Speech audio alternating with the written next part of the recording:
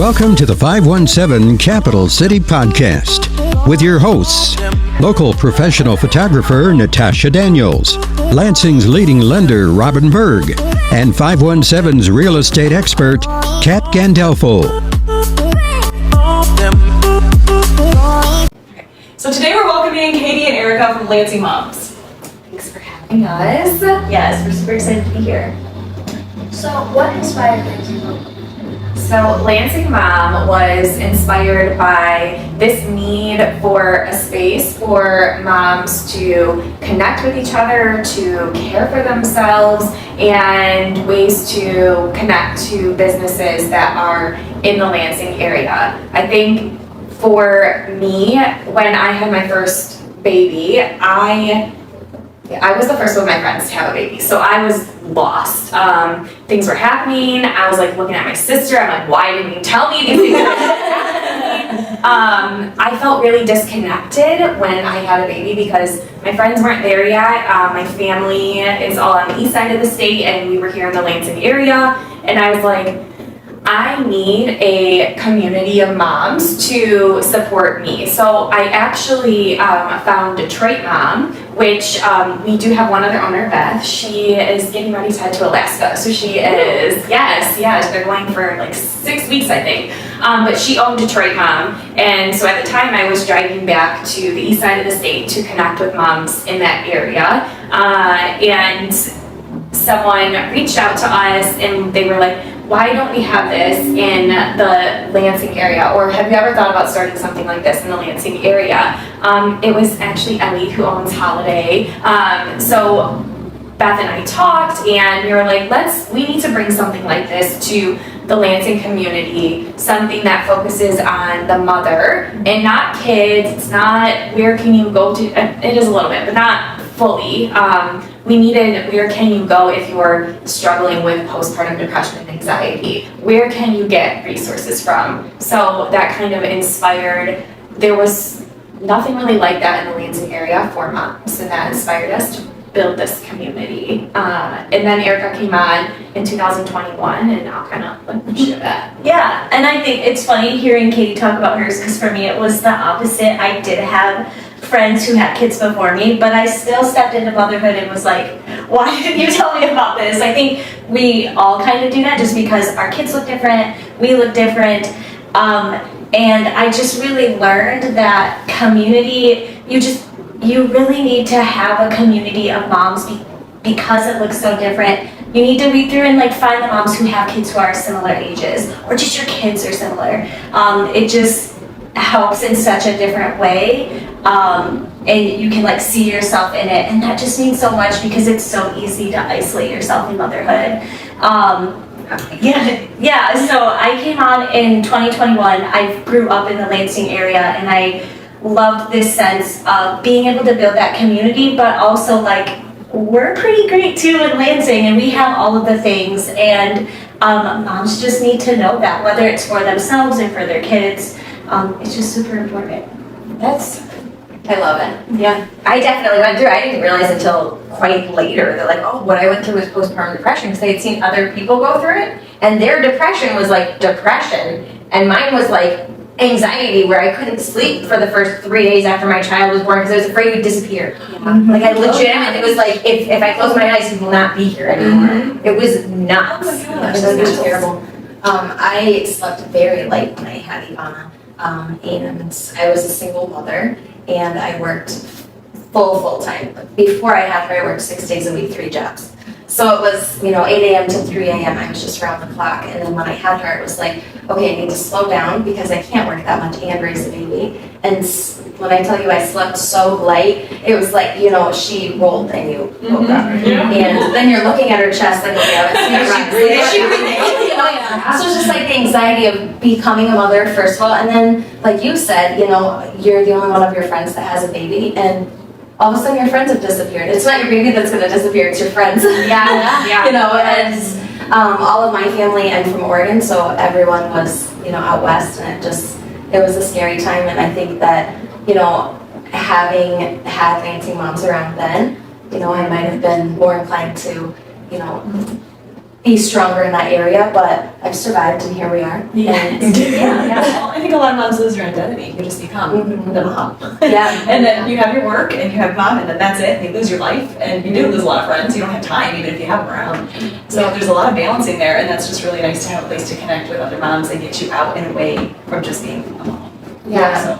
Our event tonight is actually finding yourself after motherhood. So There you go. it's so true though, right? Like you get my older two are 17 months apart, and it becomes all consuming. And you know, you've all echoed this. You don't realize some of the anxiety that comes along with becoming a mother. We talk a lot about mental health and support for that, and really just sharing that you're not alone in this, and that we need other moms to really, I would say, thrive rather than just survive. Back to that like community feel of it takes a village and Yes, it you, really does. have you found any like adversary or like trouble in moving forward, or is most places that you've talked to and people you've talked to been pretty supportive? I think like mostly everyone around in the Lansing area is supportive. I would say we haven't really had any pushback. I think we found that when we stepped into it and were able to start truly being ourselves, then the right people found us to connect with. We had a big shift in Lansing Mom over the summer of last year in what we wanted to do and how we wanted to support moms. I was hospitalized in April, not this past year, the year before that, for postpartum depression, anxiety, and suicidal thoughts. And when that happened, Erica stepped in. I was hospitalized for almost a week, and she stepped in, and I was like, I'll see you in 3 months, like when I got home. I was like, I'm not taking care of me. I thought I was like trying to run this business and do all these things and be super mom and be a great wife, and I wasn't sleeping or eating properly, and it was scary. Like I ended up hospitalized, and after that in the summer we were like, let's cut the crap. Like this is not fluff anymore. Like this is serious, and moms need to know that they are not alone in this. If you are experiencing anything like mental health struggles, or you just need someone to talk to, I think a lot of our moms know, I'm like, send me a message, like I will talk to you, like I promise I will respond back to you. And so we had a really big shift, and when that happened, come full circle back to your question, the right businesses I feel like that we wanted to work with and the right people found us, or when we do reach out to them, they're like, we love what you do and how honest you are with this community, because There's no sugarcoating mental health. no, we don't sugarcoat much. Over here. Yeah.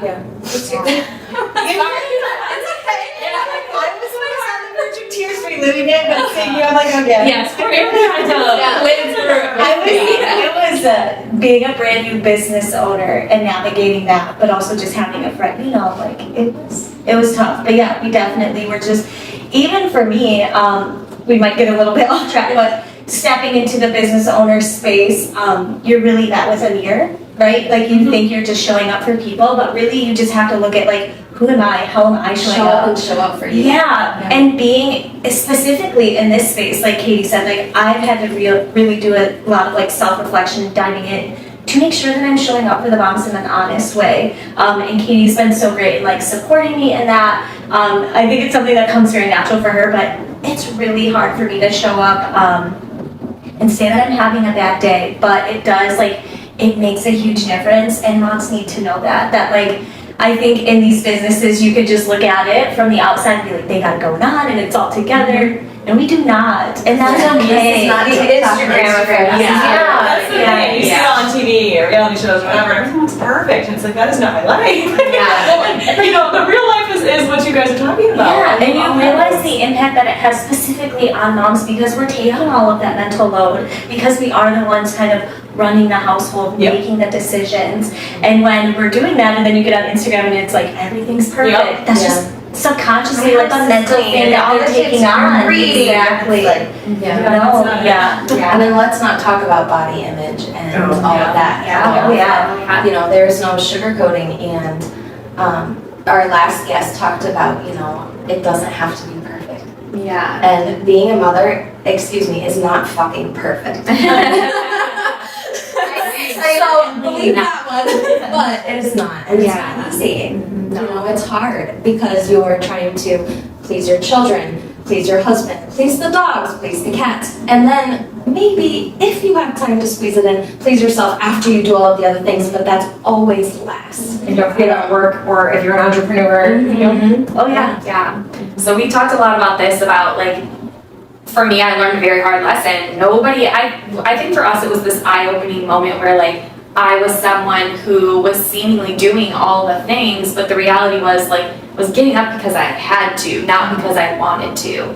And now we've kind of taken a different focus of like, you take care of you before you take care of anyone else. And Like the airplane. Yes, I was just gonna say, put your oxygen on before you put yourself yeah, and you have to, because I'm not saying other people end up in my situation, but like, I didn't take care of me, and then I couldn't take care of anyone else because I had to take 3 months off. And so we talk a lot about, you have to care for you before you can care for others, and that means every single day you have to do something for you. I've hacked my kids into going for walks by letting them play Pokemon Go. So that is for me to go for a walk, and they don't talk to me on this walk. They don't. And I don't care. You know what? They walked. I don't care if they're playing a video game while we walk, because the walk was for me, not them. Yeah. And that's something like, I know it's hard with kids and schedules and things like that, but you can still do something for you while your kids are there, and that's a hard lesson that I had to learn. So for any other parents out there who would like to go for a walk, and my kids are like, they're like, we gotta go faster. I'm like, all right, buddy. So it's not about, you know, us not loving our children or wanting to put our children first. It's about us needing to take care of ourselves so that we can be good moms Yes, for our kids. 100%. I think when we don't take care of us, we can't take care of work, or not fully, right? Yeah. Because like, I know We can do it, but it's always not so much my kids, but like at the end of the day, my husband, I'll be like, and no, like I didn't do anything for me today. Like, if you want to have a conversation or whatever, and those are the days where I'm like, oh gosh, like I didn't do anything for me, so I can't show up. It's usually the house or your dog that doesn't get a walk, or your relationship, right? Like, we don't sacrifice for our kids, do we? Like, they're always our kids are always taken care of because we have to advocate for them. There's no one else going to do that. You know, they're going to learn from us. So being strong and being, you know, honest and vulnerable is important. And sugarcoating for our children, she knows every cuss word there is in the book, because I don't sugarcoat it, and she knows that when I said them, that's it, you push too many buttons. Sorry, but, you know, mom's got a potty mouth. But it's at the end of the day, I'm not perfect, and I want her to know that being a mother is not perfect. It's not always pretty. It's not, you know, rainbow and glitter farts or whatever you guys want to say. It's not all of that, you know. So having her here with us today is super cool. I was actually just gonna say that it means so much. I have girls myself, a 6 and a 4-year-old, and that's been something I told myself from the start when I was like in office working mom. And something that's helpful though is that like that honesty of like I am leading by example. They literally look at me and see themselves in me every single day, and I think it's so great to have this conversation with her and take Hades' point. Like, I just am very honest with my girls. I'm like, we're doing this because I want to do this, and we are a family, we are a unit, and I'm part of that unit just like you are. So we did this for you today, now we're doing this for me today. And they need to know that, like you said, and knowing our feelings of, I'm not perfect, I have owned it, but like, I love this. And So apologizing when we've had our moments too, just being raw with our children. You know, I've had people say, you shouldn't overshare with your children. Okay. Like, we overshare with our children now because there's school shootings every other day. There's all kinds of things happening, and if we don't overshare with our kids, somebody else is going to, or the internet is, But it's important that your kids see. I have boys, I have girls that they're 13 and 15 now, But they see, I used to feel guilty, the working mom guilt and all that, and I would burn the candle at both ends, and then I would have a breakdown at the end of the night, because my husband always traveled, I had to run my business, I had to run the boys, basically on my own, he traveled 75% of the time. And so I had many nights where I just broke down after I put him to bed, and then I'd get back to work, and I'd work till midnight, and then get up and do the same thing. And I always felt like I was never giving work enough, I was never giving them enough, I had no social life whatsoever, lost all my friends basically, except for probably one. And that was really hard when they were younger. But I'll tell you what, flash forward to when they're teenagers, and they appreciate it, and they saw it, and they see it, and they're the hardest working kids I know, and they, they want to do good, but they respect the heck out of it. They see it, they see that you did your best. Yeah. And I was very honest with them. Like, they never saw me have the breakdowns, but I was honest with them later. Like, that was really hard when Dad traveled all the time, and and they're like, we remember, like, that was rough. How did you do that? So they see so much, and they'll take that into their teenage years, and they learn, resilient. And and they now respect. Like, if I have a rough day at work or I'm just swamped or busy, they're like, we get it. Like, I can come home now and go, I had a day. Just give me a minute. But they get it. So it's that mom guilt it's real. But the kids see it. They see that you're doing the best you can do. There's never any perfect answer. Yeah, and I think that's what's most important, right? That's what our ultimate goal is, to have children who either when they get to an age where they can be reasoned and understand that we've done the best that we could up to that point. And, like, I love that sentiment. Like, for me, a lot shifted because I looked at it and I was like, do I want my daughter to live the way that I have been living for the past 5 years? And the answer was no, I never want her to live like that. And I was like, but they learn from what we did, like the hardworking and all those things. I still want her to be hardworking, obviously, but like, I want my kids to, when they're grown, be like, my mom did the best she could, and she also took care of herself, and that's what I'm gonna do. I will say that. So I run every day. And there were so many times where that was what my anxiety was from, is I couldn't get my run in. It's like, you're going to sacrifice work or your kids, and so you're just not going to run. And the dog and everything else. And so that was a big switch when my husband stopped traveling as much, and I went, I have an hour. I can go run. But someone in my office said that, and I thought she was so selfish at the time. And we went around, we had an office meeting, we went around and we said, say your top 5 priorities in life. And everybody said, their kids and their husband and, God and all these wonderful things, which is all great. But they came to her and she said, me. And then it went kids and husband and God and everything else. And we all looked at her and I was like, gosh. And that was a pivotal moment in my career, though, when my kids were coming up, and she goes, if I don't put me first, I can't do anything else for anybody below me. Anybody in my checklist that I need to be there for, I can't. I can't be a good mother, I can't be a good wife, and I can't be, who I need to be for God out there. So I went, wow. And so I walked away from that meeting, and it sticks in my brain, because from that point on, I went, I've got to make time for myself. And so to this day, both of my kids have like their personal time, and they're really, if they don't get their personal time, it's, the one comes home, he works out, he does his thing, they both have their sports times, but like, they'll both say like, Mom, I need to go do this, I need to go do that. Because they see me making time for it. So it's important that they're learning that in their little schedules now. Kind of fun. Whatever they're passionate about, they have to have that time to go do it and not just be homework and school. You can't. Just like us, you'll burn out. Like, you can't.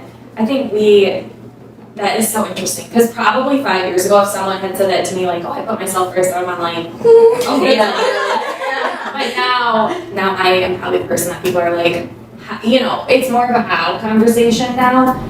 But it's just like a non-negotiable in our house. I actually feel very fortunate, and I know that not everyone can do this, but we hired a babysitter. My husband also travels a lot. Like, in January and February, he was gone for just like weeks at a time. And I was like, so we hired someone because I can still do all the things, right? I can do the kids, the cooking, the cleaning, work, but I couldn't do me. So we hired a babysitter so I could do whatever I want to do, which probably, I know for some people it probably sounds silly, but I was like, I am doing all of X, Y, and Z responsibilities, but I'm not taking care of myself. So. Yeah, and then when you do take care of yourself, you feel guilty because Well, yeah. I did the dishes today. I couldn't even make my bed, and it's 3 o'clock, and I'm still not brushing my teeth. Mm-hmm. You know, and it's like I just wanted to do for me today, but all the things that I should have done for me this morning didn't get done because I wanted to do for me, and now I'm feeling guilty because I didn't do the dishes, I didn't do the laundry, I didn't let the dog out when she wanted to go out. Like all these things, and it's like. You know, being a mom isn't about swallowing a pill and putting a mask on every day and hiding it. It's literally raw, 100%, just being there and showing up. And if we don't take care of ourselves, which I am guilty of not taking care of myself enough, we crack and crumble and explode on some days where we're not, you know, all of our imperfections flying out. And this is giving moms permission to do that. Yeah. So it's And a place to go. And a place to go, and you go, how do you balance it all? Yeah. And that's something I love now is, you know, any busy working mom that I can connect with, I do the same thing in my workplace and everywhere. If they're like, how do you do it? And I show on my calendar, I schedule my non-negotiables first. Every Sunday when I do my calendar, I have my non-negotiables, which is my run's in there every day. I don't care where I have to put it, it's in there every day. It's the kid time that I want to have, I want to be home by this time, or I want to do this with the kids or my husband, my date nights. Like whatever it is non-negotiables are first and everything else has to work around it. And that's it, because like I just have to make time for it. But giving people permission to do that is hard. So it's a nice community space. So is there anything else that you wanted to share with us and our community before we share your socials and how to get a hold of you guys? I think just that we really created this space to support moms no matter where they're at in life. So we do have a lot of things going on. Mental health is super important to us, and I know it's like a huge part of what we do, but we also have a community group on Facebook that has around 3,000 moms in it, and it's a private group, so moms can ask questions, gain resources, whatever it may be that they need. And then we also have an infertility and loss group, an infertility and loss support group, and a preschool playdate group. I think that's. And we have a mental health group as well. I don't know if this is like a private group. So we have a private Facebook group that's the same, and it's a mental health support group as well. Yeah, so we do a lot on our social media, on Instagram and Facebook, but we do have these private communities as well. Hi Michelle, she runs them all. She vets the people that request to be a part of them, and they're all moms in the local Lansing area. And we really work hard to keep those safe spaces for moms. I was just going to say that Michelle works very vigilant to make sure it is a safe space. Like we Yes. really just want to make sure that the people that we want to be inclusive, but we want it to be a safe space. That's the last thing you want moms to feel is judged. Or Absolutely. Yes. Yep. Yeah, we've got someone monitoring all those groups. They're coming for you. Yeah. Well, because Facebook groups going on now, they can get wrong. And we work really hard to make sure that does not happen. So. Good. Awesome. So how can we find you on social media? Yeah, we're at Lansing Moms on Instagram and Facebook. Honestly, we don't have TikTok. We're just old and we can't. So I just don't have the capacity for. She's probably like. No, if you're local, I think you don't really. TikTok is more like. Yeah, I just global. think, Yeah. Who has a great TikTok? Is it Schuler? Schuler. Yes. We're pointing Schuler at the end here. They have a crazy following on TikTok. It's like one of the top bookstores in the world. Really? Oh my gosh. I was like, oh, okay. Yeah, That's crazy. Like, yeah, I'll have to go get it. Yeah. Anyways, we are not on TikTok. But yeah, just mainly Instagram, Facebook. If you go to our website, you can sign up for our email list right on our website, which is great because that keeps you up to date with events happening, playdates happening, and we usually put in like I feel like I should share this, but I didn't share this at all. We have a team of around 50 women spread out throughout the Lansing area. They write for us, they do social media for us, and they do a really good job of creating pieces that resonate with wherever you're at in motherhood, whether it's you're walking an IVF journey, you're fostering, you're adopting, you're a teen parent. They do a really good job of that. So on our website, all that stuff is there, and you can connect with us through email list. Yes. Yeah. And with that, we also do open calls once a year. So if there are any moms out there that are thinking about it, we typically do open calls in January, but we're always open if we get like a message and someone's interested. I've actually had quite a few lately, so I might be doing this somehow. Yeah, so we do that once a year, so that's great. It's amazing. Yeah. You know, there's so much that Lansing offers, and thank you so much for coming on. Yes, This is very interesting conversation today. Great.